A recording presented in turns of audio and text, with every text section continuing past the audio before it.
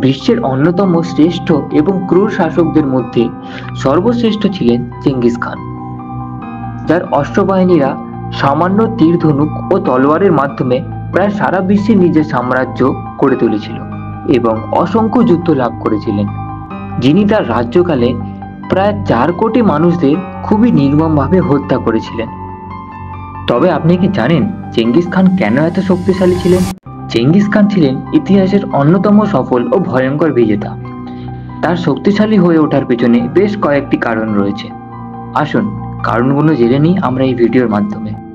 Genghis Khan ছিলেন ইতিহাসের অন্যতম ভয়ঙ্কর ও সফল বিজেতা। তার প্রকৃত নাম তেমুজিন। তিনি গোত্রগুলোর মধ্যে ঐক্য স্থাপন করে 1206 সালে তিনি চেঙ্গিস খান উপাধি গ্রহণ করেন, যার অর্থ সর্বজনীন শাসক।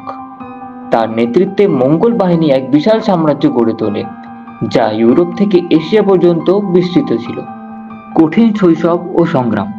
তিনি ছোটবেলা থেকেই দারিদ্র্য, বন্দিত্ব ও পারিবারিক সংকটের মধ্যে বেড়ে ওঠেন।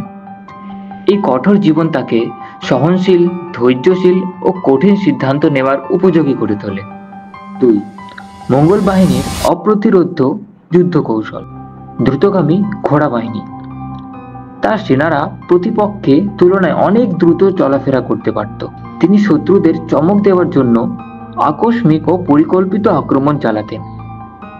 জয় দেখিয়ে ভয়, শহর ধ্বংস করা, শত্রুদের আতঙ্কিত করা এবং প্রতিপক্ষের সেনাদের মনোবল ভেঙে ফেলার কৌশল ব্যবহার করতেন। 3. কঠোর শৃঙ্খলা ও সেনাবাহিনী পরিচালনা। তিনি তার সেনাদের প্রতি অত্যন্ত কঠোর ছিলেন এবং কোনো ধরনের বিশৃঙ্খলা বরদাস্ত করতেন না। তার বাহিনীতে যোগ্যতার ভিত্তিতে পদোন্নতি দেওয়া হতো, বংশগত নয়। ব্যর্থতা স্বীকার করলে ক্ষমা আর প্রতিরোধ করলে ধ্বংস, এই নীতি প্রয়োগ করা হতো। 4. গুপ্তচর ও তথ্য সংগ্রহ। চেঙ্গিস খান যুদ্ধের আগেই শত্রুপক্ষের তথ্য সংগ্রহ করতেন এবং গোপন গুপ্তচর নেটওয়ার্ক গড়ে তুলেছিলেন। তিনি কৌশলগতভাবে শত্রুদের বিভ্রান্ত করতেন। ইয়াসা নামের আইন প্রণয়ন করেন তিনি, যা সেনাবাহিনী ও সমাজকে সংগঠিত করে। তার শাসনে চুরি, মিথ্যে কথা বলা ও বিশ্বাসঘাতকতার কঠোর শাস্তি ছিল। ধর্মীয় স্বাধীনতা ও বাণিজ্যের প্রসার ঘটান, যা তার সাম্রাজ্যকে দীর্ঘস্থায়ী করেছিল। 6. বিশাল সাম্রাজ্য গঠনের দক্ষতা। চেঙ্গিস খান শুধু শারীরিকভাবেই শক্তিশালী ছিলেন না, তিনি কৌশলগতভাবে বুদ্ধিমান ছিলেন, রাজনৈতিকভাবে বিচক্ষণ এবং সেনাবাহিনী পরিচালনায় অত্যন্ত দক্ষ ছিলেন।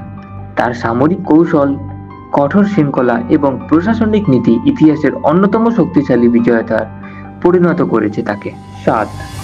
আধুনিক কৌশল ও প্রযুক্তির ব্যবহার। তিনি শত্রুদের কাছ থেকে নতুন প্রযুক্তি গ্রহণ করতেন। চীনা আক্রমণে বন্দী প্রকৌশলীদের ব্যবহার করে তিনি নতুন অস্ত্র তৈরি করেন। দুর্গ দখলের জন্য তিনি বিশেষ প্রযুক্তি গ্রহণ করেন। অবশেষে তিনি 1227 সালে এক অসুস্থতার কারণে চেঙ্গিস খান মারা যান। তবে তার মৃত্যুর পরেও তার বংশধররা বিশাল মঙ্গোল সাম্রাজ্য বজায় রাখেন।